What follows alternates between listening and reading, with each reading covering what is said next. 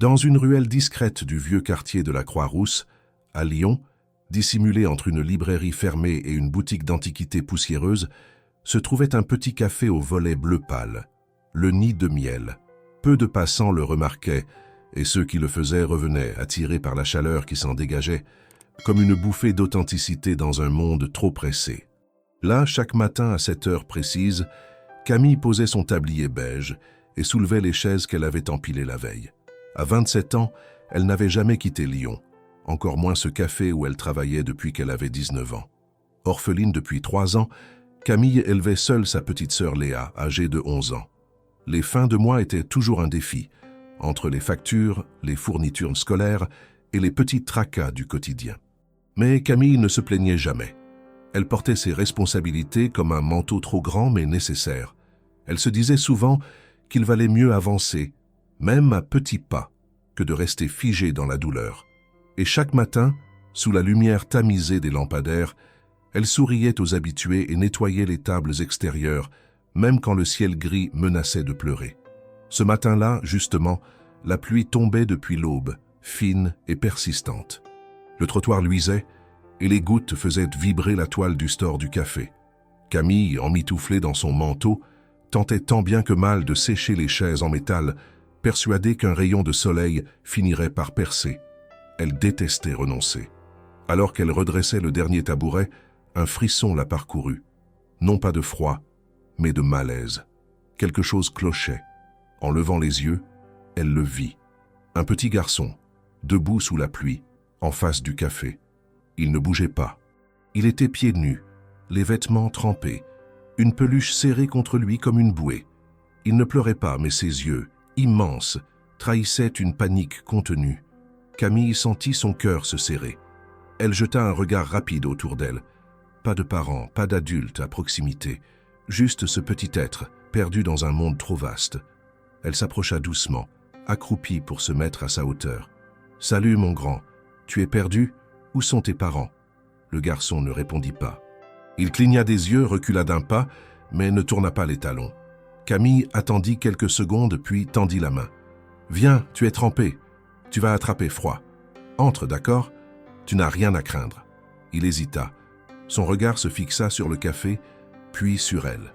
Finalement, il avança lentement, ses petits pieds laissant des traces humides sur le trottoir. Camille le guida à l'intérieur, le fit asseoir sur une banquette près du radiateur et partit chercher une serviette propre. Elle revint avec une couverture et du chocolat chaud qu'elle posa devant lui sans poser d'autres questions. L'enfant tenait sa peluche comme un trésor. Un chien en peluche, beige et râpé, avec une oreille qui pendait. « Tu as un prénom ?» demanda Camille en s'asseyant en face. Silence. « Moi, c'est Camille. Et toi ?» Il leva enfin les yeux. « Louis. » Sa voix était douce, presque un murmure. Camille nota intérieurement. Environ 5 ans, pas plus. Aucun sac, pas de veste, ni trace de quelqu'un l'accompagnant. Elle s'efforça de garder son calme. « Tu veux appeler quelqu'un ? Tes parents ?» Louis secoua lentement la tête, les yeux fixés sur la tasse fumante. « J'ai perdu mon papa, » murmura-t-il. Il téléphonait. « Et moi j'ai vu un chien. Je l'ai suivi. Et après, il n'était plus là. » Camille sentit un pincement au cœur. Elle se leva, alla chercher une autre boisson chaude, puis s'accroupit à nouveau. « Tu es en sécurité maintenant, Louis. On va retrouver ton papa, je te le promets. » Le petit garçon hocha à peine la tête. Il ne pleurait toujours pas, mais ses doigts tremblaient légèrement autour de sa peluche. Camille ne savait pas encore ce que cette rencontre allait bouleverser dans sa vie. Elle pensait simplement avoir trouvé un enfant perdu. Elle ignorait qu'elle venait de prendre sous son aile le fils du plus puissant homme d'affaires de tout le pays. Et dehors, sous la pluie fine de Lyon, la ville continuait de vivre sans savoir qu'un destin venait de basculer dans un petit café caché. Louis resta longtemps silencieux, assis sur la banquette rouge élimée du Nid de Miel, tenant sa peluche contre lui, comme si sa vie en dépendait. Camille, tout en servant les rares clients matinaux, le gardait à l'œil. Il n'avait touché que du bout des lèvres à son chocolat chaud et refusait poliment tout autre aliment. À chaque tentative de conversation, il répondait à peine d'un signe de tête ou d'un mot soufflé si bas qu'il semblait se perdre dans les vapeurs de la boisson. Camille, malgré son inquiétude, savait qu'il ne fallait pas le brusquer. Elle l'avait installé près du radiateur, lui avait prêté une écharpe de Léa et laissé à disposition une boîte de crayons et quelques feuilles pour dessiner. Mais Louis ne dessina rien. Il regardait la porte, par instants, comme s'il s'attendait à voir surgir quelqu'un. Puis il replongeait dans son mutisme, les jambes repliées, les pieds toujours nus malgré les chaussettes que Camille lui avait tendues. À l'arrière du café, entre deux commandes, elle appela discrètement la mairie pour signaler qu'un enfant perdu avait été trouvé. On lui demanda des détails, un prénom, une description, et on promit de transférer l'information aux services sociaux. Camille hésita à appeler directement la police, mais une inquiétude floue l'en empêchait. Il y avait quelque chose chez ce petit garçon qui l'attachait déjà, une fragilité mêlée à une dignité silencieuse. Elle ne voulait pas qu'il soit brusqué ou emmené de force quelque part. Vers 10 heures, la pluie s'était calmée et le ciel s'éclaircissait par endroits. Quelques clients habitués lancèrent un regard curieux au garçon silencieux. « Camille, protectrice », répondit par un sourire tranquille qui fermait toute question. À plusieurs reprises, elle tenta de recueillir plus d'informations. « Tu te souviens du nom de ton papa, Louis, ou d'un numéro de téléphone ?» Le garçon leva les yeux vers elle, puis baissa la tête. Papa était au téléphone. Il parlait fort. Et moi, j'ai vu un chien blanc. Il courait. Alors je suis allé voir. Il se tut un moment. Après, j'étais tout seul. Il n'y avait plus personne. Sa voix n'avait rien d'alarmé. Elle était résignée, comme s'il avait accepté l'abandon sans comprendre vraiment ce qui s'était passé. Camille sentit une boule dans sa gorge. Elle s'assit près de lui, sans le presser. « Tu as bien fait de venir ici. Tu es en sécurité. On va s'occuper de toi jusqu'à ce qu'on retrouve ton papa. » Elle ne dit pas « tes parents », car il n'avait jamais parlé de sa mère. Peut-être n'était-elle plus là. Peut-être que le mot faisait trop mal. Le reste de la journée passa dans une étrange routine. Louis resta calme, ne demanda rien, ne se plaignit jamais. Lorsqu'un client laissa tomber une pièce, il se baissa discrètement pour la ramasser et la lui tendit sans un mot. Il regardait les gens avec curiosité, mais gardait toujours ses distances. Camille en profita pour observer plus attentivement sa peluche. Elle semblait usée par les années, mais soigneusement entretenue. Sur l'oreille droite, un petit ruban beige était cousu. Et à la base de la patte arrière, une étiquette brodée en fil doré attira son attention. Elle y lut à peine le mot « Valmont », suivi d'un symbole discret, comme un blason stylisé. Elle fronça les sourcils. Ce nom lui disait vaguement quelque chose, mais elle ne savait pas d'où. À midi, Camille ferma plus tôt que d'habitude. Elle s'excusa auprès de son patron, prétextant un mal de tête. Il haussa les épaules sans protester. Après tout, le café n'était jamais bondé en semaine et Camille était une employée irréprochable. Avant de partir, elle glissa quelques viennoiseries dans un sac, prit une couverture et invita Louis à la suivre. « On va chez moi, juste pour cette nuit, d'accord ? Tu n'as pas à avoir peur. » Il hocha la tête et la suivit sans un mot. Ils marchèrent lentement dans les rues pavées de la vieille ville, les feuilles mortes collées aux trottoirs humides. Camille avait mis la capuche de son manteau sur la tête du garçon et l'avait enveloppé dans la couverture. À mesure qu'ils s'éloignaient du centre, les rues devenaient plus calmes, les immeubles plus modestes. Arrivé devant un petit immeuble aux façades défraîchies, Camille l'introduisit dans son monde. L'appartement n'était pas grand mais chaleureux. Léa, en rentrant de l'école, s'arrêta net en voyant Louis dans le salon. « C'est qui ?» demanda-t-elle, les yeux écarquillés. « Il s'appelle Louis. Il s'est perdu, il va rester avec nous un moment. » Léa, comme à son habitude, ne posa pas plus de questions. Elle s'approcha de Louis, lui tendit un dessin qu'elle venait de faire, puis l'entraîna doucement vers sa chambre. Camille les observa, étonnée par la facilité avec laquelle les enfants s'adoptaient entre eux. Le soir venu, après un repas simple, Louis accepta de prendre un bain. Camille lui donna un pyjama de Léa un peu trop grand. Il s'endormit rapidement sur le canapé, la peluche serrée contre lui, Léa à ses côtés avec un livre ouvert sur les genoux. Camille, assise à la table de la cuisine, songeait à la journée écoulée. Elle se connecta à son ordinateur, chercha Valmont et le symbole qu'elle avait vu. Rien de concluant. Trop de résultats, trop de pistes. Elle abandonna. Pour ce soir, ce qui comptait, c'était que Louis dormait, au chaud, à l'abri. Mais sans qu'elle le sache encore, à quelques kilomètres de là, dans une vaste tour de verre dominant la ville, un homme au visage fermé jetait un téléphone contre le mur, tandis que les écrans de surveillance défilaient frénétiquement. Le fils de Vincent Moreau avait disparu, et chaque minute comptait. Le lendemain matin, la pluie avait cessé, mais la ville de Lyon restait enveloppée dans un manteau d'humidité froide. Camille s'était levée tôt, comme toujours, préparant le petit déjeuner pendant que Léa dormait encore dans leur chambre commune. Louis, lui, était déjà éveillé, assis calmement sur le canapé, avec sa peluche sur les genoux. Il observait en silence les mouvements de Camille, comme s'il cherchait à comprendre chaque geste, chaque habitude. Il ne semblait pas inquiet, mais il ne souriait pas non plus.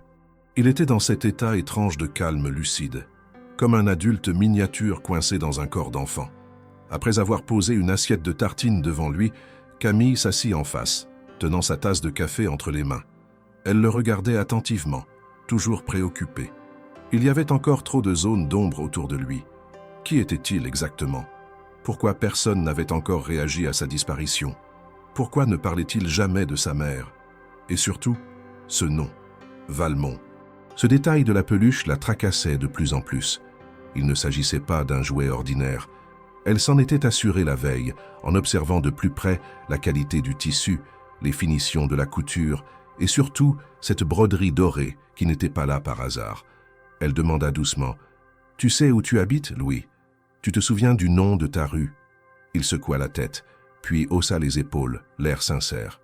Il regardait sa peluche comme s'il espérait qu'elle puisse lui souffler une réponse. Camille n'insista pas. Elle changea de sujet. « Ta peluche, elle est très jolie.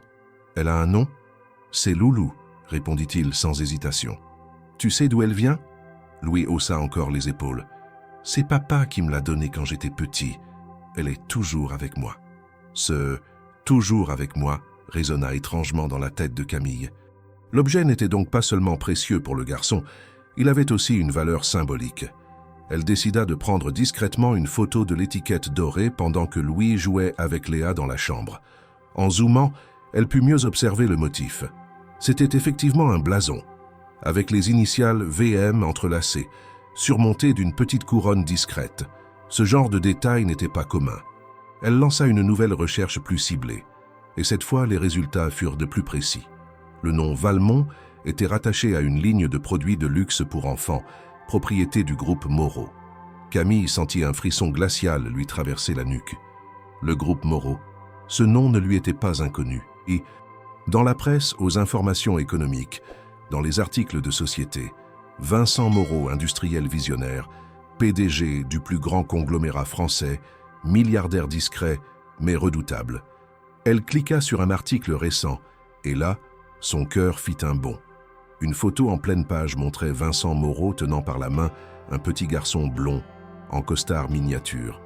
La légende indiquait « Vincent Moreau et son fils Louis », lors du gala de charité de la Fondation pour demain.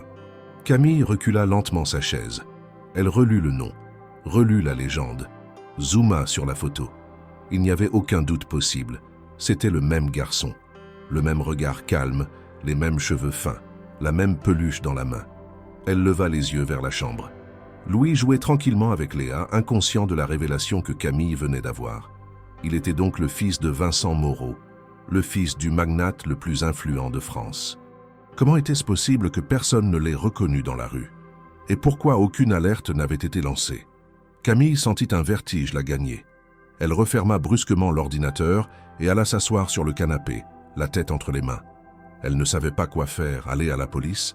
Elle risquait d'être accusée d'avoir dissimulé l'enfant. Garder Louis chez elle? Ce n'était pas légal, mais elle ne pouvait pas non plus le mettre dehors ou le confier à n'importe qui. Il y avait en lui une détresse qu'elle ne voulait pas trahir. Et surtout, il y avait sa voix de la veille, si faible mais si lourde de sens. Papa parlait fort. Moi j'ai vu un chien, puis j'étais seule. Camille n'était pas naïve. Elle savait que les enfants de familles riches et puissantes étaient parfois élevés dans des environnements froids, déshumanisés, avec des nourrices, des emplois du temps millimétrés, peu d'attention réelle. Était-ce le cas de Louis? Elle se demanda comment un homme comme Vincent Moreau avait pu perdre son fils sans s'en rendre compte. Elle ne croyait pas à l'accident pur. Quelque chose ne collait pas. Dans l'après-midi, elle emmena Louis faire une promenade dans le quartier, sous un ciel désormais clair. Ils marchèrent lentement, main dans la main, croisant des passants, s'arrêtant devant les vitrines, observant un chien qui aboyait dans une cour intérieure. Louis restait calme, discret, absorbé. À un moment, Il s'arrêta net devant une devanture de pâtisserie et dit simplement « Léa aime les tartelettes aux fraises, hein ?» Camille sourit. « Oui, elle adore ça. Tu veux qu'on en prenne une pour elle ?» Il hocha la tête et pour la première fois, un semblant de sourire effleura son visage. Camille acheta 2 tartelettes et ils rentrèrent chez elle, un peu plus légers. Mais l'inquiétude, elle, ne la quittait pas. Elle savait maintenant que ce qu'elle avait pris pour un simple geste de bonté s'était transformé en affaire bien plus grave. Elle avait sous son toit l'enfant d'un homme dont la puissance dépassait l'imagination. Et tôt ou tard, cette situation exploserait. En fin de journée, alors que Léa faisait ses devoirs et que Louis dessinait enfin un chien sur une feuille blanche, Camille décida de ne rien faire encore. Une nuit de plus. Juste une nuit, pour lui laisser le temps de comprendre. Pour elle aussi, pour réfléchir. Demain, elle chercherait un moyen d'alerter le père, sans passer par les autorités, sans s'exposer. Elle devait rester prudente. Ce monde-là, celui des puissants, n'était pas le sien. Elle ne voulait pas y entrer. Mais elle n'avait plus le choix. Le lendemain matin, le ciel s'était couvert à nouveau. Lyon respirait sous un air frais et humide, comme si la ville retenait son souffle. Camille accompagna Léa à l'école, puis revint au nid de miel. Mais en passant devant la devanture, elle se figea. Un homme debout à l'angle de la rue, dans un manteau sombre, la regardait fixement. Il y avait quelque chose dans son regard, de l'intensité, un calcul froid. Il la dévisageait, immobile, implacable. Camille sentit une angoisse sourde dans sa poitrine.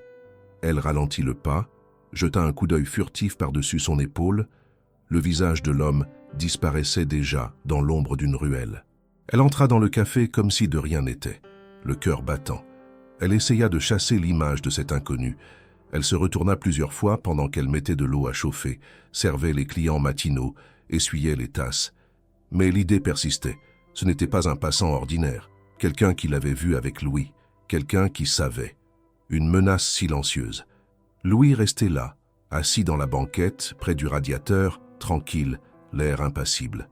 Il avait demandé un chocolat chaud qu'elle lui servit. Puis il tourna la tête vers la porte, visiblement attentif. Camille fit comme si de rien n'était, lui sourit, s'approcha. « Ça va, mon grand? Tu n'as pas trop froid ?» Il hocha la tête doucement. Elle resta près de lui un instant, hésitante, puis retourna derrière le comptoir. Le matin s'écoula dans une tension latente. Aucune commande tumultueuse, pas de clients trop curieux, mais l'atmosphère du café semblait alourdie. Chaque bruit de chaise déplacée lui paraissait exagéré. La peur d'être observée la rendait nerveuse. Elle croisa fréquemment le regard de cette silhouette. À plusieurs reprises, elle crut la voir rôder à l'extérieur, disparaître aussitôt. Elle prit un air absent, mais ses pensées filaient. Au fond d'elle, une alerte mentale. Quelque chose allait se produire. À midi, comme la veille, elle ferma le café plus tôt. Elle prépara des sandwichs simples, puis avec Louise et Léa, partit vers un square non loin de l'appartement. L'air était frais, les feuilles mortes tapissèrent le sol, et le garçon marchait près d'elle, silencieux. Ils trouvèrent un banc sous un arbre dénudé. Camille offrit les sandwichs, Léa engagea la conversation avec joie, mais Louis ne répondit guère. Il observait les bancs vides autour, l'avenue animée au loin. Alors qu'il s'apprêtait à repartir, un grondement sourd résonna non loin, suivi d'un vrombissement motorisé. Camille sentit ses muscles se tendre, un luxe qu'elle ne pouvait pas se permettre. Un car noir, vitres teintées, stoppa devant le square. La portière s'ouvrit et un homme grand en costume sombre sortit, regarda autour de lui. Le cœur de Camille battait fort. Elle n'osa pas bouger. L'homme s'avança, faisant craquer le gravier. Lorsqu'il atteignit leur banc, Léa se leva, intriguée. Louis se blottit un peu contre Camille, comme pour se protéger. L'homme s'arrêta, s'immobilisa un moment. Il regarda Camille. C'était un visage qu'elle ne pouvait pas distinguer clairement, mais elle reconnut la posture d'autorité, une assurance glaciale. Il parla d'une voix ordonnée. « Mademoiselle, je crois que nous devons parler. » Elle resta silencieuse, muette, tandis qu'il s'avançait encore. Il inclina la tête vers Louis.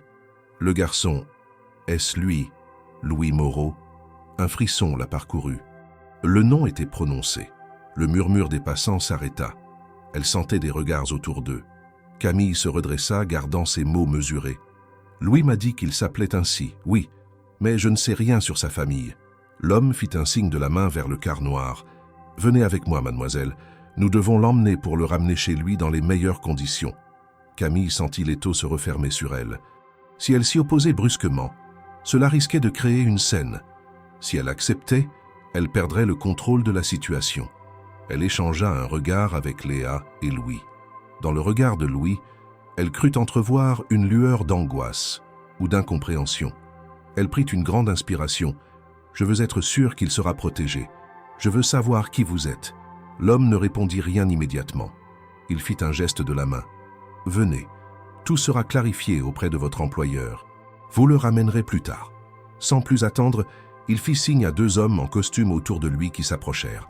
Sur un geste, l'un d'eux tendit une couverture pour envelopper Louis s'il faisait froid. Prudemment, Camille se leva, Léa à ses côtés. Elle posa une main sur l'épaule de Louis, comme pour le rassurer. L'homme fit un signe presque imperceptible. L'un des hommes de main s'approcha, comme prêt à agir si besoin. Camille sentit la peur et la défiance monter. Elle jaugea les options, se demandant si elle pouvait refuser. Mais si elle résistait, qu'adviendrait-il de Louis, d'elle et de Léa? Ils se dirigèrent lentement vers le car noir. Les passants les observaient, certains prenaient des téléphones. Camille sentit chaque regard peser sur elle.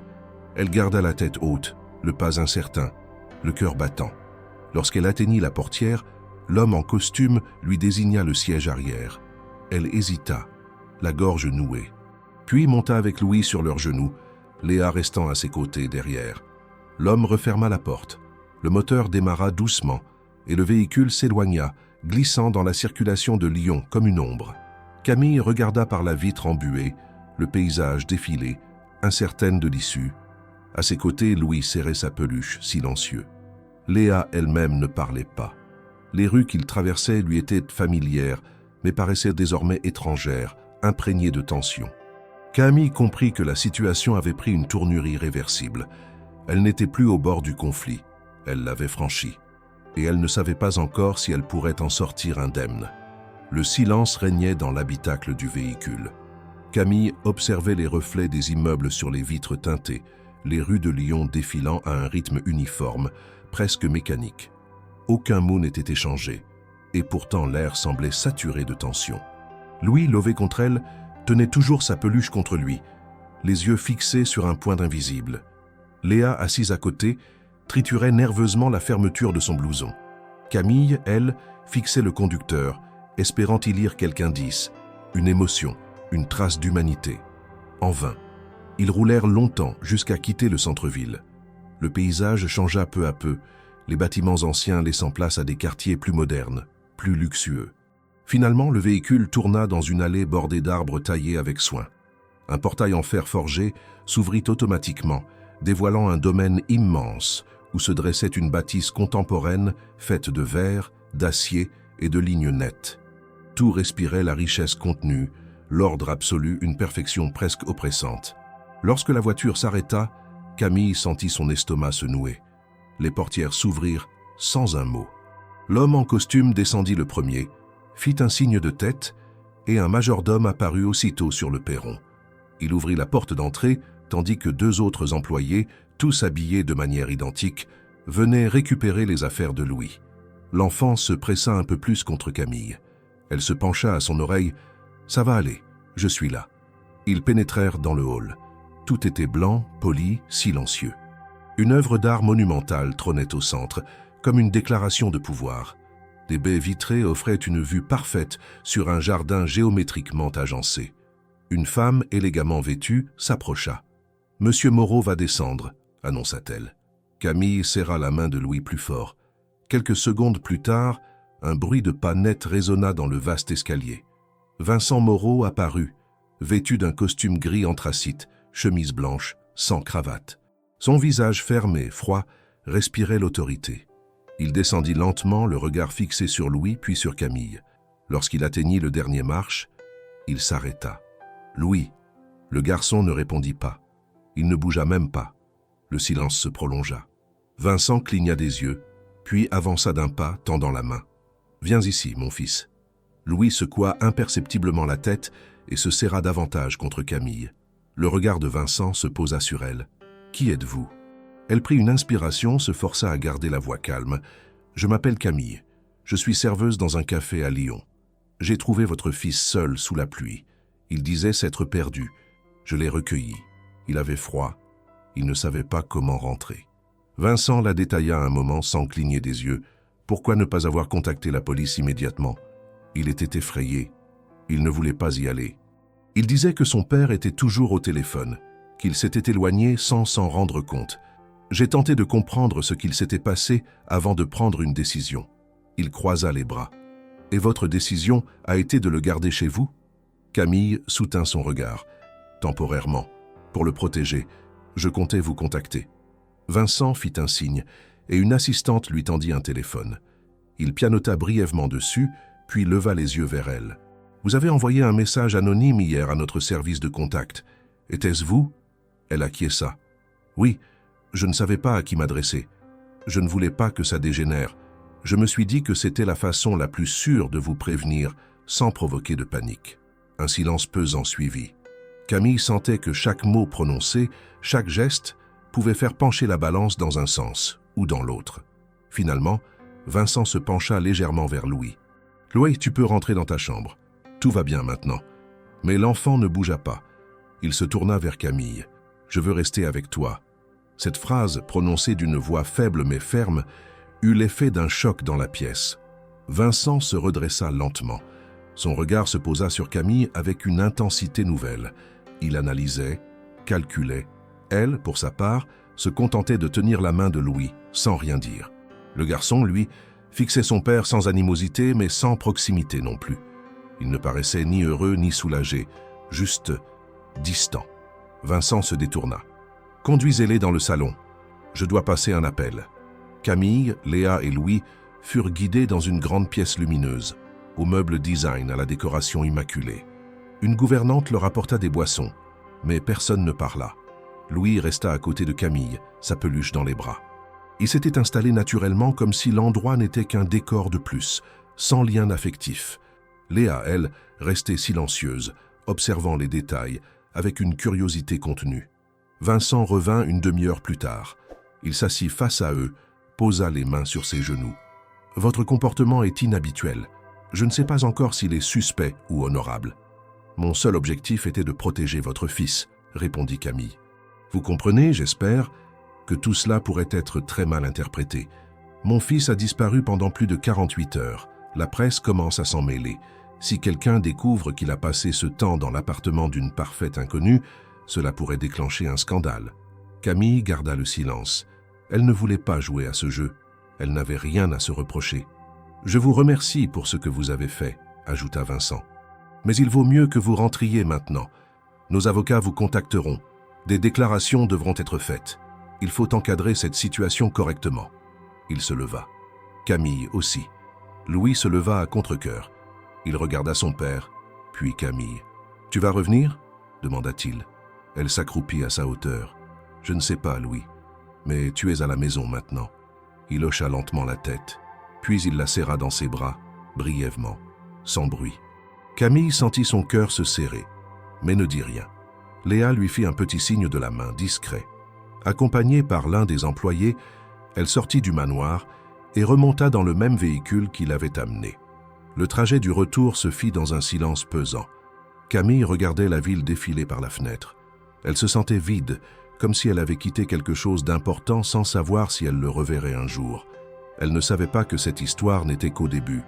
Le lendemain de son retour chez elle, Camille se réveilla tôt, bien avant le lever du soleil.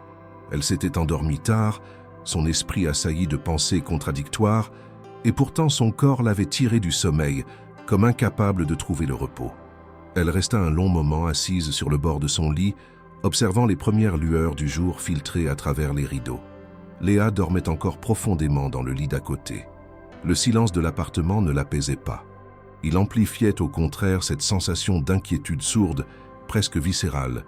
Camille ne cessait de revivre les instants passés dans cette demeure luxueuse, le regard froid de Vincent Moreau, l'indifférence glacée des lieux, le vide affectif qu'elle avait ressenti dans chaque recoin de la maison.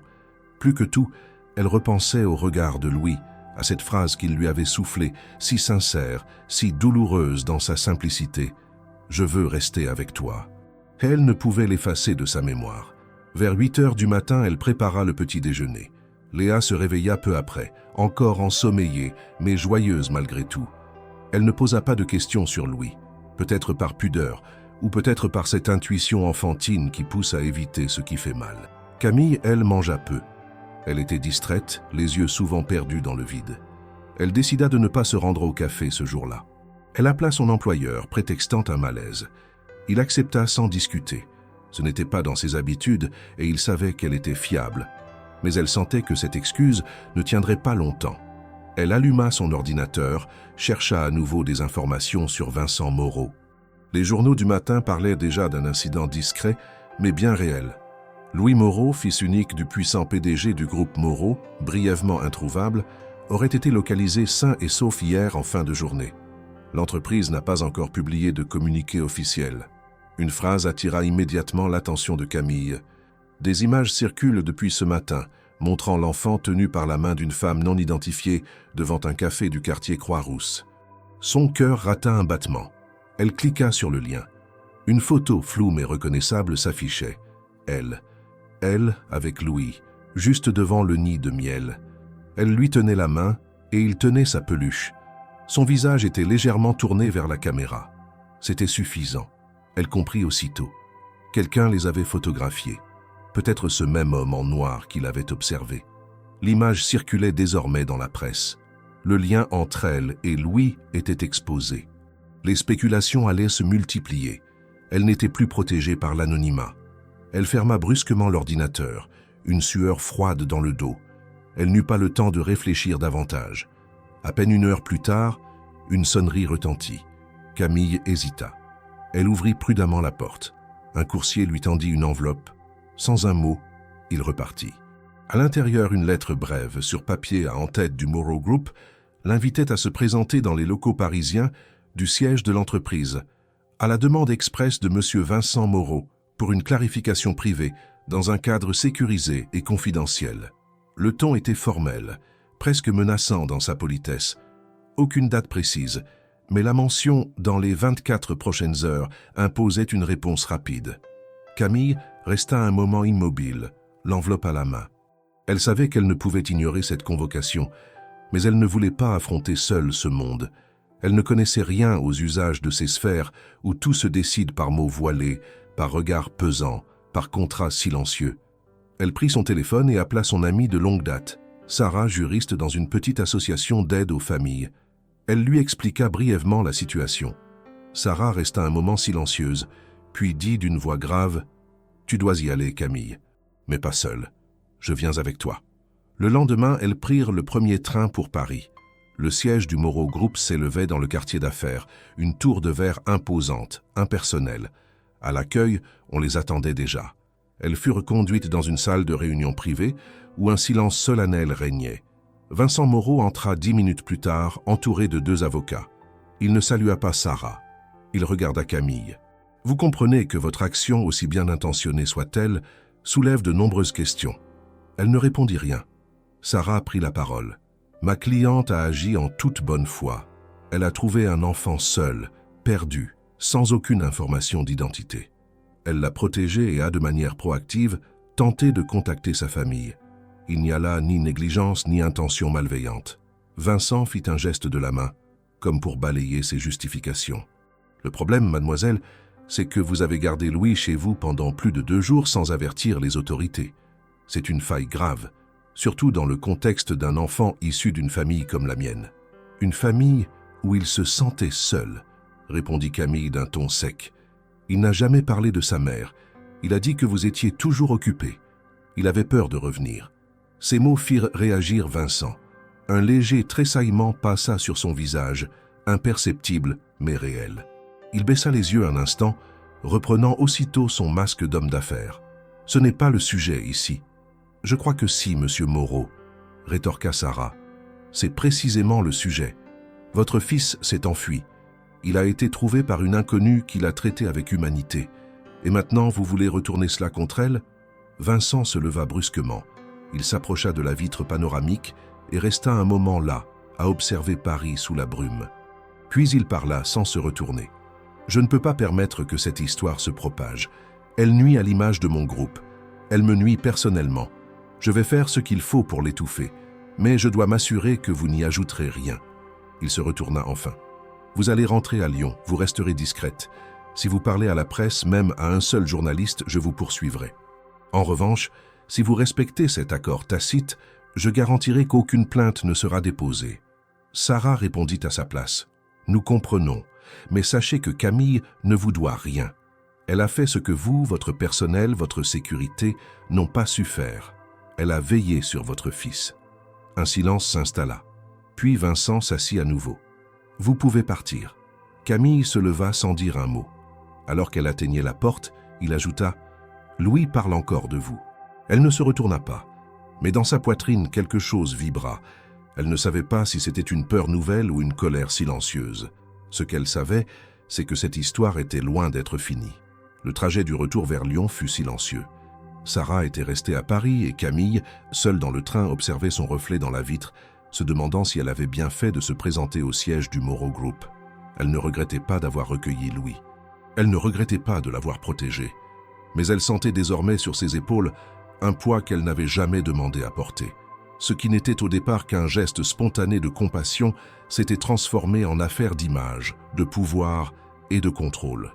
Et dans ce monde-là, elle n'avait ni les codes, ni les armes. De retour à son appartement, elle retrouva Léa qui l'attendait sur le canapé, un peu inquiète mais soulagée de la voir rentrer. Camille la prit dans ses bras longtemps, sans rien dire. Elle ne voulait pas mêler davantage sa petite sœur à tout cela, mais elle savait que l'équilibre fragile de leur quotidien venait d'être irrémédiablement perturbé. Les jours suivants furent marqués par une attention médiatique croissante. L'image d'elle et de Louis continuait à circuler, bien que les avocats du groupe Moreau aient réussi à limiter la propagation aux médias les plus influents. Malgré tout, des sites alternatifs et des réseaux sociaux commençaient à s'emparer de l'histoire. Le visage de Camille apparaissait désormais dans des articles anonymes, souvent accompagnés de titres à sensation. La serveuse et le fils du milliardaire. Camille, l'inconnue au grand cœur ou manipulatrice? Les spéculations allaient bon train. Personne ne savait exactement ce qu'elle avait fait, ni pourquoi. Et personne ne semblait chercher à lui poser la question. Elle décida alors de prendre une initiative personnelle. Puisqu'on parlait d'elle sans jamais lui donner la parole, elle irait elle-même raconter ce qui s'était passé. Non pas à la presse, mais aux autorités. Elle prit rendez-vous au commissariat central de Lyon. Elle s'y rendit seule par une matinée froide et grise, déterminée à mettre les faits au clair. Dans un bureau impersonnel, elle raconta toute l'histoire depuis le moment où elle avait vu Louis sous la pluie, jusqu'à leur séparation dans la maison Moreau. Elle n'omit aucun détail. Elle expliqua ses doutes, ses hésitations, sa peur d'être accusée à tort, son choix de contacter le père discrètement, sa convocation à Paris. L'agent qui l'écoutait prit des notes attentivement. Il ne semblait ni suspicieux ni compatissant, juste méthodique. À la fin de son récit, il resta un moment silencieux, puis déclara « Nous allons consigner votre déclaration. Si besoin, nous reviendrons vers vous. Pour l'instant, rien ne justifie une procédure contre vous, mais restez disponible. » Camille remercia, puis sortit dans la rue glaciale. Elle avait fait ce qu'elle pouvait. Elle avait parlé. À présent, elle ne pouvait qu'attendre. Mais l'attente fut de courte durée.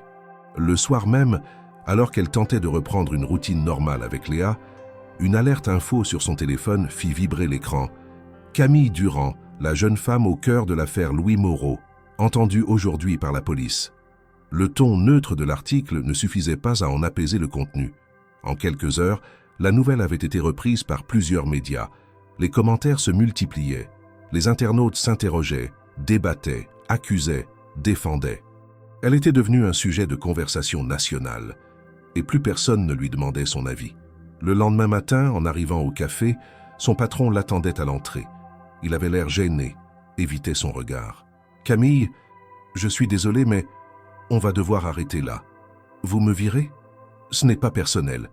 Tu sais que je t'apprécie, mais les clients parlent, certains ont menacé de boycotter. J'ai reçu des appels anonymes. Ils pensent que tu as fait quelque chose de mal. Et je ne peux pas me permettre de perdre la clientèle. » Elle ne répondit pas. Elle savait que ce n'était pas de la méchanceté, mais de la peur. Il n'était pas le premier ni le dernier à réagir ainsi. Elle hocha simplement la tête, rentra chez elle, s'assit en silence à la table de la cuisine. Léa rentra quelques heures plus tard, trouva sa sœur immobile, les yeux fixés sur un point invisible. « Tu vas bien ?»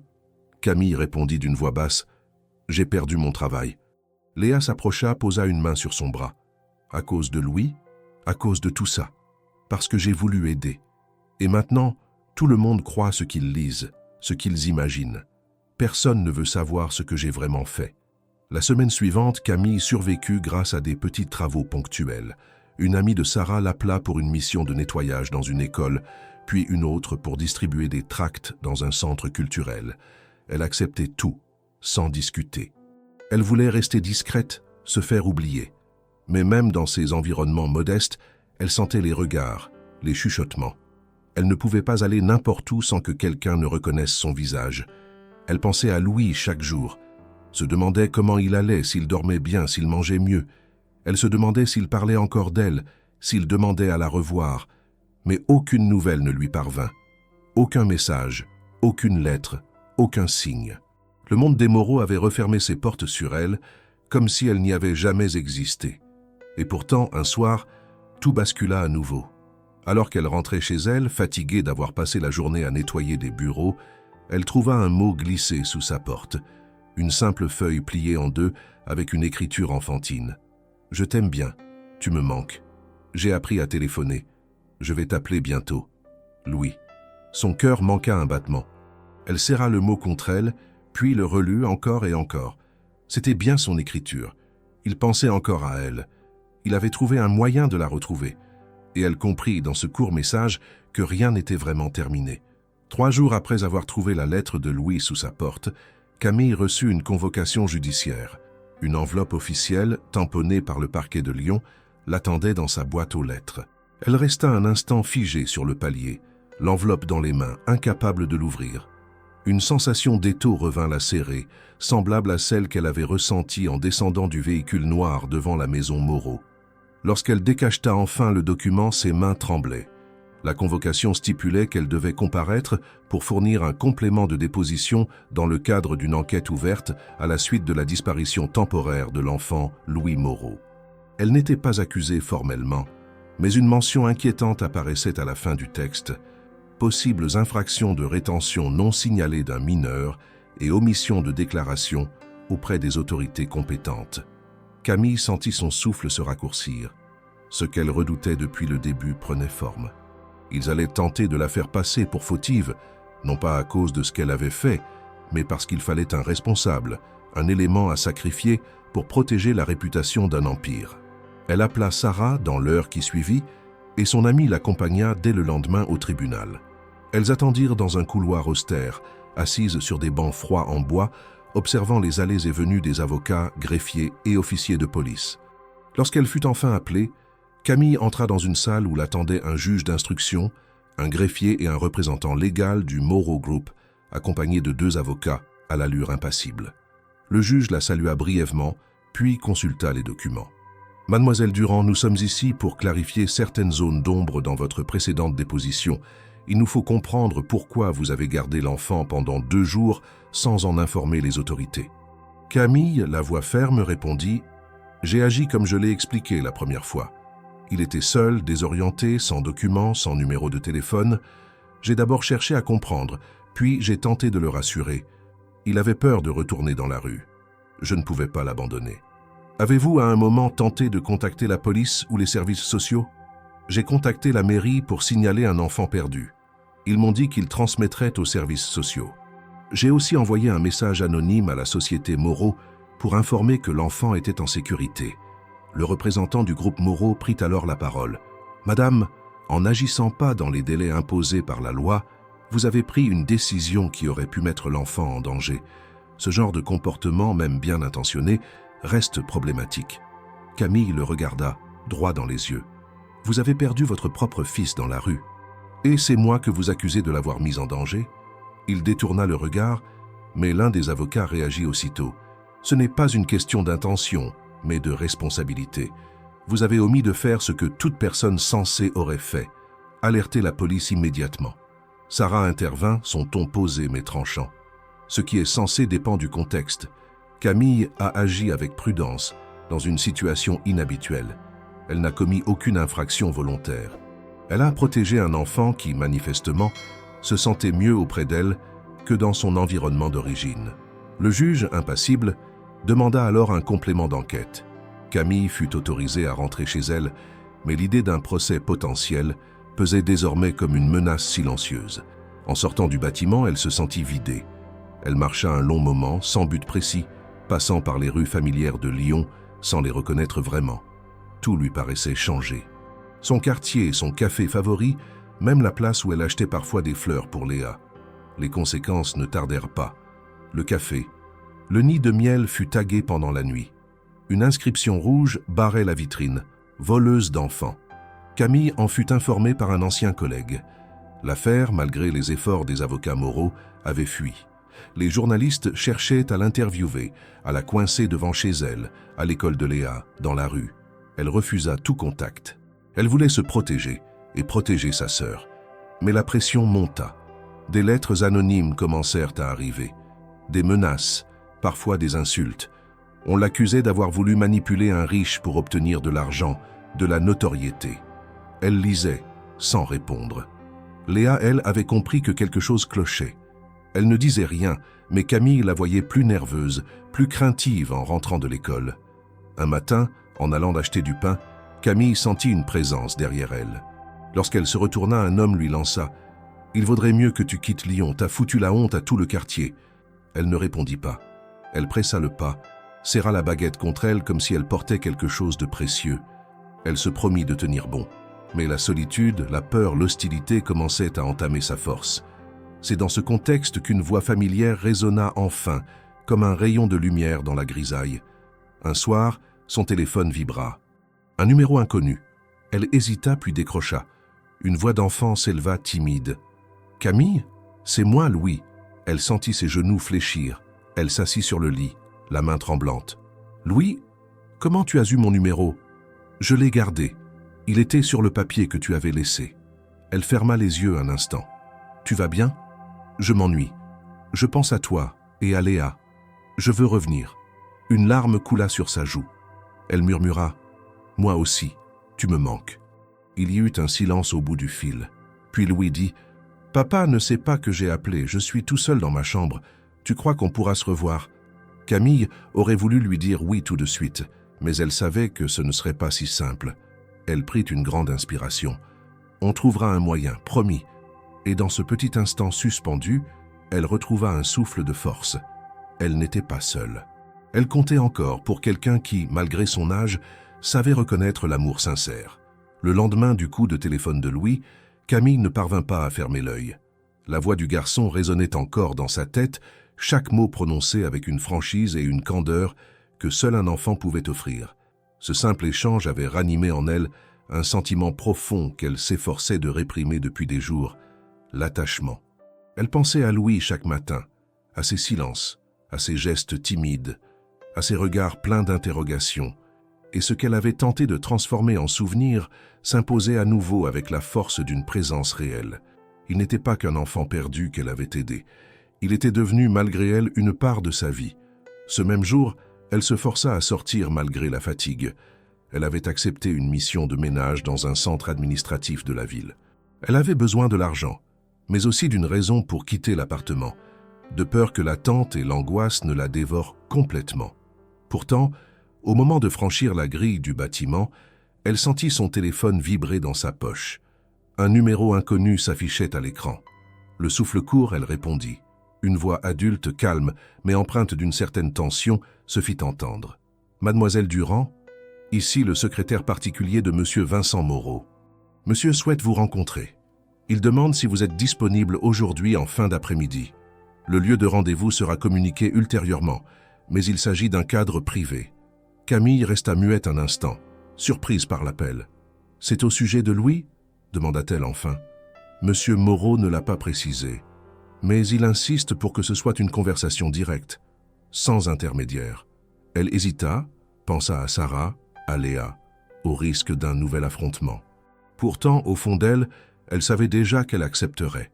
Elle voulait comprendre pourquoi cet homme, si distant, si implacable, voulait à nouveau la voir. « D'accord, envoyez-moi l'adresse. » Quelques heures plus tard, elle recevait un message avec un lieu de rendez-vous surprenant. Une maison discrète en périphérie de Lyon, loin de la ville, dans un quartier résidentiel calme. Elle s'y rendit seule, vêtue simplement, le cœur battant. En approchant de la maison, elle fut surprise par sa sobriété. Pas de portail automatisé, pas de voiture luxueuse. Une simple bâtisse bien entretenue, avec un petit jardin.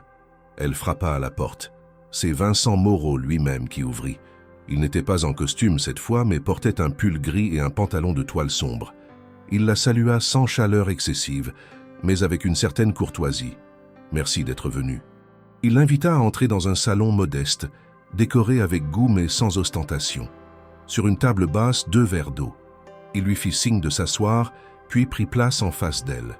Pendant un moment, il ne dit rien, la regardant simplement. « Je n'ai pas l'habitude de ce genre de rencontre, dit-il enfin, et je suppose que vous non plus. »« Non, en effet.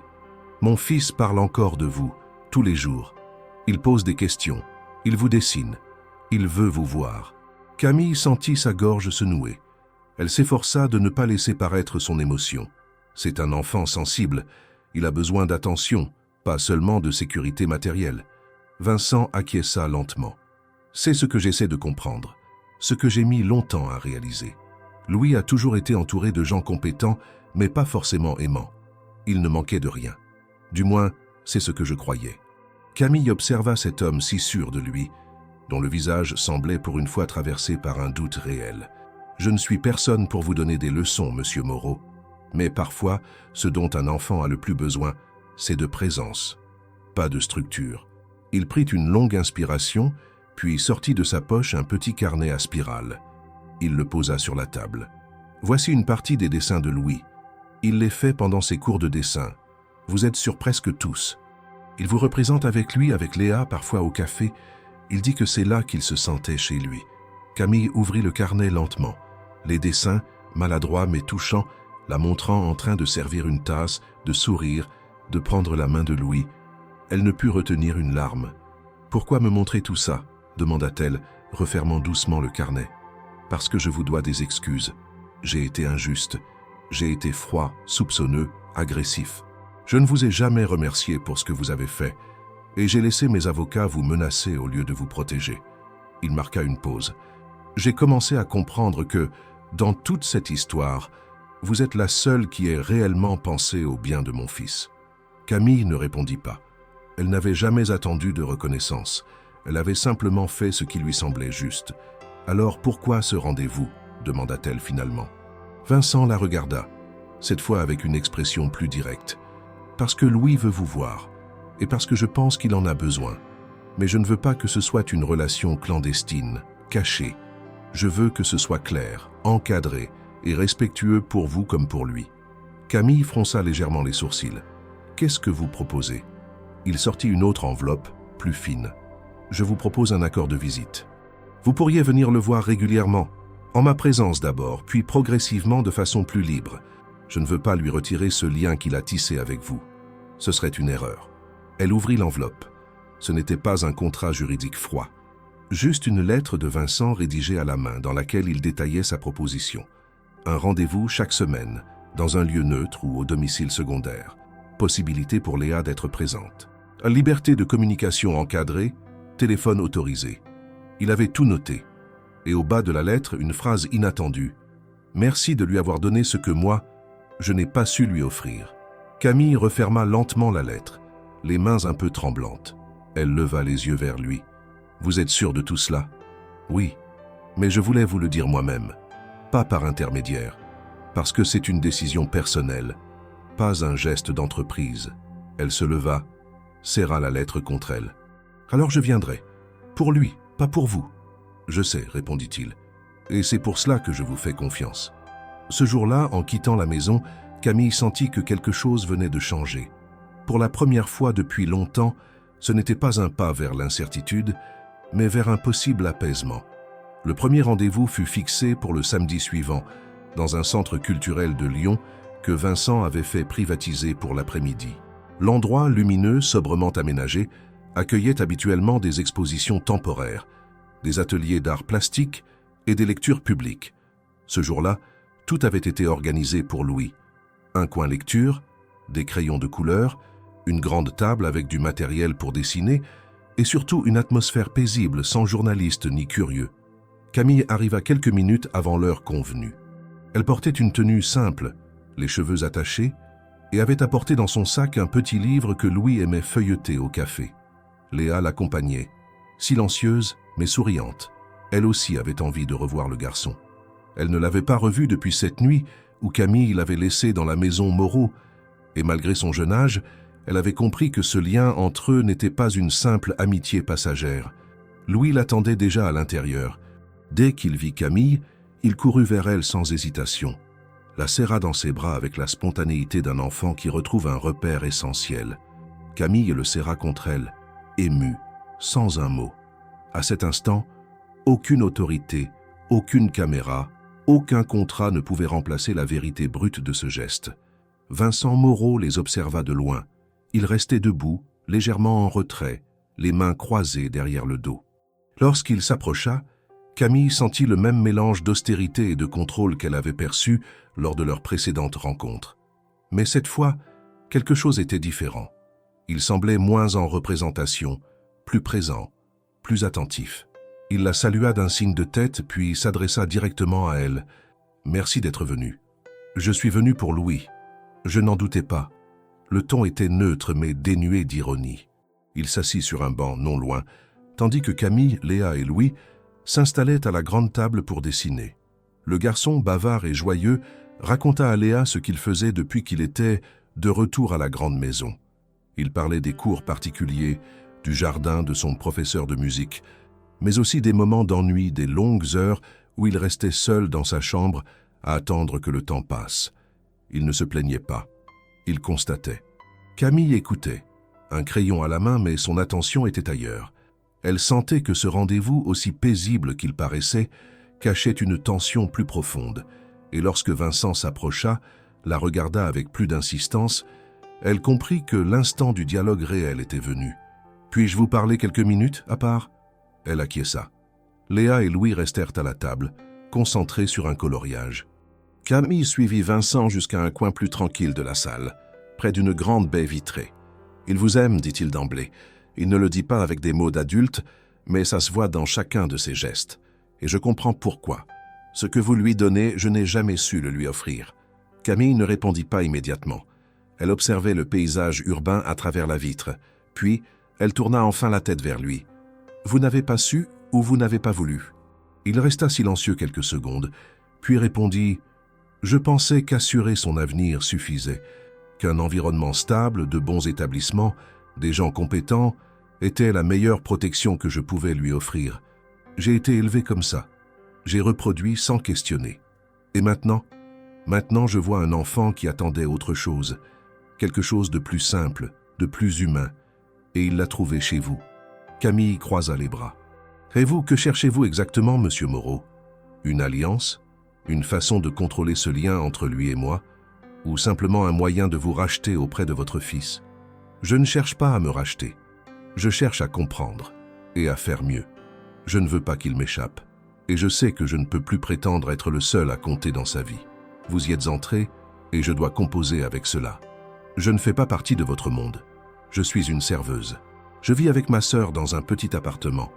Je me bats chaque jour pour boucler les fins de mois. Je n'ai ni ressources, ni influence. Je n'ai jamais cherché à faire partie de votre univers. Justement, répondit-il, c'est peut-être pour cela qu'il vous aime autant. Parce que vous n'attendez rien de lui. Parce que vous l'avez vu pour ce qu'il est, pas pour ce qu'il représente. » Un silence suivit. Camille sentit l'émotion la gagner. Elle se détourna un instant, prit une inspiration. « Vous savez, je ne veux rien de vous. Pas d'argent, pas de contrat, pas de reconnaissance. Je veux juste que Louis soit heureux. Où qu'il soit, avec qui que ce soit. Et s'il est heureux avec vous ?» Elle ferma les yeux quelques secondes. « Alors je serai là autant que vous me le permettrez. » Il hocha lentement la tête. « Je vous propose qu'on avance ensemble. Pas comme adversaires, mais comme deux adultes responsables qui veulent la même chose pour lui. » Elle le fixa longuement. « Mais à une condition. Laquelle? Que vous ne m'utilisiez jamais pour redorer votre image, que je ne sois jamais un outil de communication ou de manipulation. » Je ne veux pas apparaître dans vos récits. Je veux rester invisible, mais présente pour lui. Vous avez ma parole. Camille le regarda droit dans les yeux, puis lui tendit la main. Il la serra, fermement, sans détour. À cet instant précis, il n'était plus le PDG d'un empire et une serveuse modeste. Ils étaient simplement un père et une femme unis par un lien affectif inattendu avec un enfant. Lorsqu'ils retournèrent à la table, Louis se leva d'un bond et courut vers eux, tenant dans ses mains un dessin coloré. Il l'avait divisé en 3 parties, lui au milieu, Camille à gauche, Vincent à droite. 3 personnages maladroits, mais souriants, sous un ciel bleu éclatant. « C'est ma famille », annonça-t-il fièrement. Camille sentit son cœur se serrer. Elle regarda Vincent. Il esquissa un léger sourire. « C'est un bon début », dit-il simplement. Et pour la première fois depuis le début de cette histoire, Camille sentit que la peur avait reculé, que la guerre silencieuse était peut-être derrière eux, et qu'un autre chemin, plus doux, pouvait enfin commencer à se dessiner. Les semaines qui suivirent cette rencontre au centre culturel furent marquées par une forme de calme inattendu dans la vie de Camille. Ce calme n'était pas celui de l'oubli, mais plutôt d'un accord tacite, fragile mais respecté. Vincent Moreau n'avait pas rompu sa parole. Louis et Camille se voyaient désormais régulièrement, parfois chez Camille, parfois dans des lieux neutres que le père acceptait sans discuter. Léa participait souvent à ces rencontres, et les 2 enfants développaient une complicité faite de rires sincères et d'une tendresse naturelle, comme 2 êtres qui s'étaient reconnus sans effort. Le rythme s'installa doucement, sans éclat, sans encombre, et Camille appréciait chaque instant avec une prudence silencieuse, consciente que ce bonheur n'était pas garanti. Un jeudi matin, alors qu'elle terminait un service temporaire dans une petite bibliothèque municipale, elle reçut un appel d'un numéro inconnu. Elle répondit sans hâte, pensant à une nouvelle mission ponctuelle. À l'autre bout du fil, une voix féminine, professionnelle mais cordiale, se présenta comme étant l'assistante personnelle de Vincent Moreau. Elle expliqua que son employeur souhaitait la recevoir à Paris, cette fois dans un cadre purement professionnel. Une voiture l'attendrait à la gare. Le ton n'était ni pressant ni autoritaire. On lui laissait le choix, mais Camille sentait qu'il ne s'agissait pas d'une simple visite. Elle hésita à accepter. Elle en parla d'abord à Léa, puis à Sarah qui lui conseilla de se rendre à ce rendez-vous, mais avec vigilance. Le surlendemain, vêtue simplement mais dignement, elle monta dans un train matinal en direction de la capitale. À son arrivée, un chauffeur l'attendait comme convenu. Elle fut conduite jusqu'au siège du Moreau Group, mais cette fois, on ne l'introduisit pas dans une salle impersonnelle ou un bureau d'affaires. On la mena dans une aile plus récente, dédiée aux projets humanitaires de la Fondation Moreau, située au dernier étage, baignée de lumière. Vincent l'y accueillit en personne. Il portait une veste claire, son visage moins tendu que d'ordinaire. Il lui serra la main avec un respect presque naturel. « Merci d'avoir accepté de venir, Camille. J'ai cru comprendre que ce n'était pas à propos de Louis cette fois. Indirectement, si. » Il l'invita à s'asseoir, lui servit un thé, puis sortit un dossier qu'il posa devant elle. « Depuis quelque temps, je réfléchis à une restructuration de nos actions sociales. Jusqu'à présent, elles étaient pilotées de loin, avec une logique de mécénat classique, très institutionnelle. Mais je me rends compte que cette approche est déconnectée du terrain. Louis m'a parlé de vous, de vos gestes, de votre regard sur le monde. Et je me suis dit, pourquoi ne pas associer une personne comme vous à ce changement ?» Camille fronça légèrement les sourcils. « Vous voulez que je travaille pour vous ? Non, je veux que vous m'aidiez à construire quelque chose de nouveau, quelque chose qui ait du sens. Je vous propose de prendre la tête d'un nouveau programme d'accueil et de soutien pour les enfants isolés ou en situation d'abandon temporaire. Pas une institution, pas une structure rigide. Un réseau humain flexible, porté par des gens comme vous. » Camille resta silencieuse. Elle feuilletait les premières pages du dossier. L'idée était ambitieuse, mais pas irréaliste. Des foyers relais, des familles d'accueil de courte durée, un suivi émotionnel et éducatif, un accompagnement des fratries, des formations pour les intervenants. Et au centre du dispositif, une cellule de coordination basée à Lyon, avec Camille comme responsable de projet. « Pourquoi moi ?» demanda-t-elle. « Parce que vous n'êtes pas une assistante sociale, parce que vous n'êtes pas une gestionnaire. Vous êtes quelqu'un qui agit avec le cœur, mais aussi avec lucidité. Et vous connaissez la réalité du terrain, vous vivez avec elle.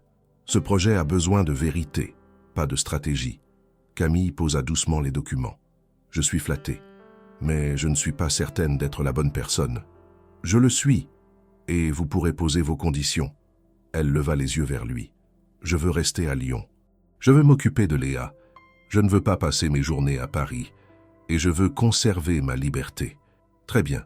Vous serez basé à Lyon. Vous aurez une équipe. Et vous n'aurez de compte à rendre qu'à la cellule de pilotage de la Fondation. Pas à moi directement. Je veux que ce programme reste indépendant des affaires du groupe. Ce sera le cas. » Camille prit quelques secondes, puis elle posa une dernière question. « Et si j'accepte, que diront vos associés, vos partenaires, la presse ? Qu'ils disent pour ce qu'ils veulent. Ce n'est pas une opération de communication. C'est une décision personnelle. Et si vous acceptez, vous aurez carte blanche pour recruter, pour adapter les outils, pour tracer votre route. » Elle se leva, serra sa main, plus fermement cette fois. « Alors j'accepte, mais pas pour vous. Pour ceux qui n'ont personne. » Vincent hocha la tête, le regard franc. « C'est exactement la raison pour laquelle je vous ai choisi. » Quelques jours plus tard, Camille commença à organiser sa nouvelle vie. Elle emménagea dans un petit bureau mis à disposition près du centre-ville, aménagé sobrement à son image. Elle commença à recruter une équipe réduite, mais motivée. Sarah accepta de collaborer au volet juridique du projet. Une ancienne éducatrice, rencontrée lors d'une formation, proposa de piloter les premiers foyers pilotes. Et Léa, qui voyait tout cela avec fierté, demanda si elle pouvait aider aussi un jour quand elle serait grande. Louis, lui, visita les locaux dès la première semaine. Il courut dans les couloirs, examina les livres sur les étagères, dessina sur le tableau blanc. Il laissa un petit mot écrit maladroitement au feutre rouge. « Ici, c'est la maison de ceux qui ont été gentils avec moi. » Camille le lut en silence. Elle sentit que cette phrase résumait tout. Pas de grande théorie, pas de slogan, juste une vérité simple venue d'un cœur d'enfant. Et elle sut, à cet instant, qu'elle avait fait le bon choix. Le projet prit rapidement une ampleur que Camille n'avait pas anticipée. Les premières semaines furent intenses, ponctuées de réunions, de recherches de partenaires locaux, d'entretiens avec des associations de quartier, de sollicitations de bénévoles et de séances de travail tard le soir, souvent avec un simple café pour la tenir éveillée. Elle s'immergea dans chaque dossier, chaque histoire, chaque détail. Elle voulait que rien ne lui échappe, pas seulement par professionnalisme, mais par conscience de la responsabilité qu'elle portait désormais. Chaque enfant accueilli, chaque famille volontaire, chaque intervenant impliqué, représentait une confiance qu'elle refusait de trahir. Pourtant, elle avait posé des limites dès le départ, et Vincent Moreau avait respecté chacune d'elles. Camille continuait de vivre dans son appartement de toujours, avec Léa, refusant catégoriquement tout logement de fonction, toute voiture de société, toute carte bancaire à son nom personnel. Elle voulait rester ancrée dans sa réalité, celle qu'il avait construite, celle dans laquelle elle comprenait les besoins des autres. Elle prenait les transports en commun, faisait ses courses au même marché, fréquentait les mêmes librairies et boulangeries. Rien n'avait changé extérieurement. Et pourtant, tout était différent. Le programme d'accueil qu'elle pilotait, baptisé simplement les points d'appui, avait démarré avec 2 foyers relais dans des quartiers périphériques de Lyon. L'objectif n'était pas de remplacer les structures existantes, mais de combler les vides, d'offrir un relais rapide, humain, respectueux. Des familles étaient formées pour accueillir un enfant pendant quelques jours, parfois une semaine, dans l'attente d'une solution plus pérenne. Des éducateurs intervenaient pour le soutien scolaire, mais aussi pour tisser des liens, recréer de la confiance. Camille supervisait tout avec une rigueur calme, toujours présente, toujours à l'écoute. Louis, de son côté, venait régulièrement lui rendre visite, parfois accompagné de Vincent, parfois seul avec son chauffeur. Il passait du temps dans le petit bureau de Camille, s'asseyait à côté d'elle pendant qu'elle travaillait, dessinait en silence ou posait des questions sur les enfants qu'elle aidait. Il ne posait jamais la question directement, mais elle sentait qu'il se demandait parfois pourquoi tous ces enfants n'avaient pas la même chance que lui. Elle lui répondait toujours avec les mots les plus simples, parce que certaines personnes oublient qu'un enfant, c'est fragile. Mais toi, tu n'as pas oublié. Le lien entre eux s'était renforcé, apaisé. Il n'était plus teinté d'urgence, de peur, de secret.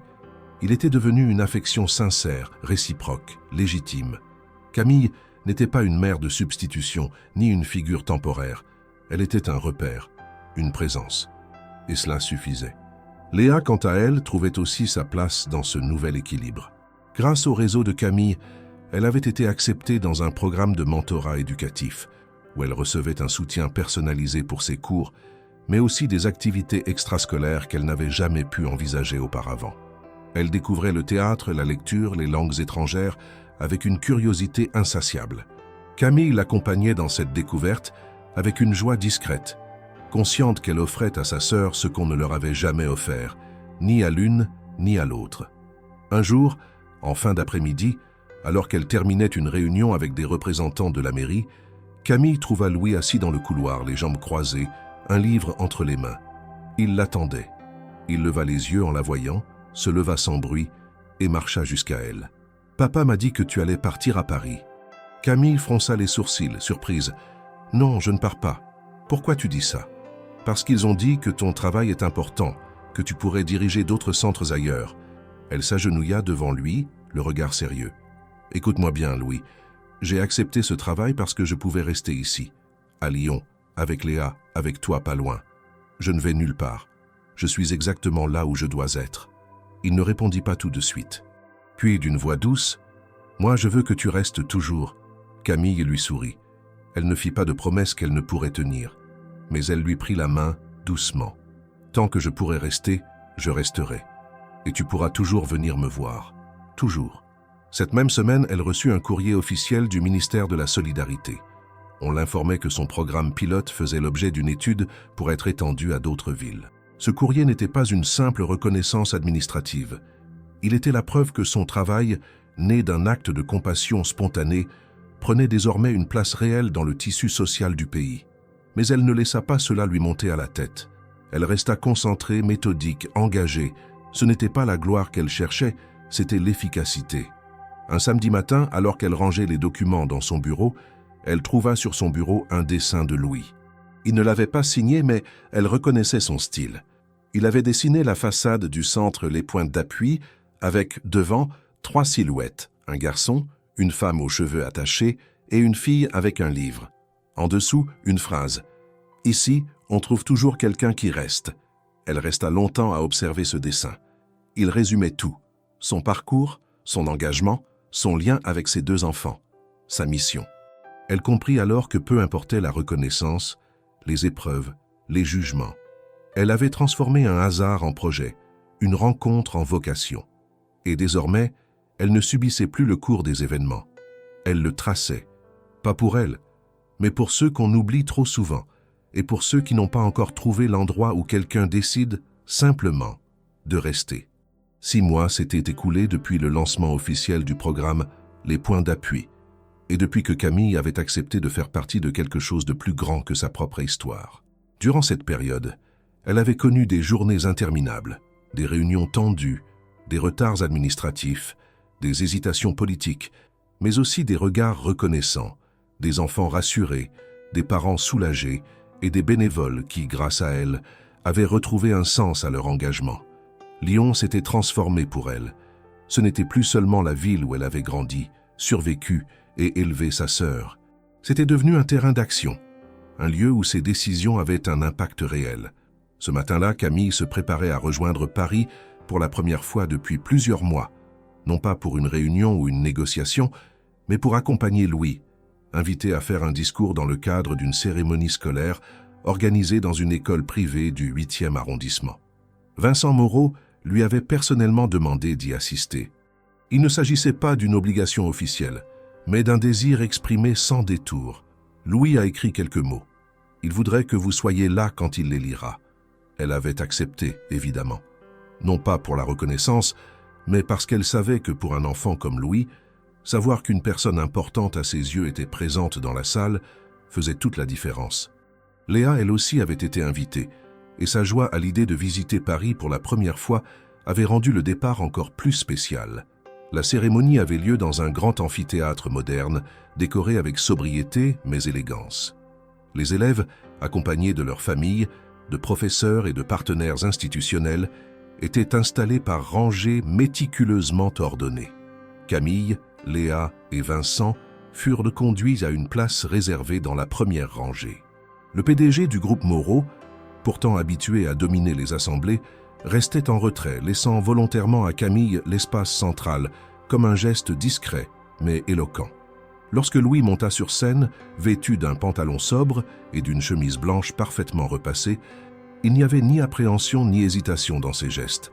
Il tenait un petit carnet entre les mains, celui-là même qu'il utilisait pour dessiner, mais dans lequel il avait cette fois écrit quelques lignes. Il regarda l'assemblée, puis ses yeux cherchèrent à Camille. Lorsqu'il la vit qu'il sourit légèrement, prit une inspiration et commença à lire. « Bonjour, je m'appelle Louis. Je suis en grande section. J'ai appris beaucoup de choses cette année. À lire, à compter, à écouter, à partager.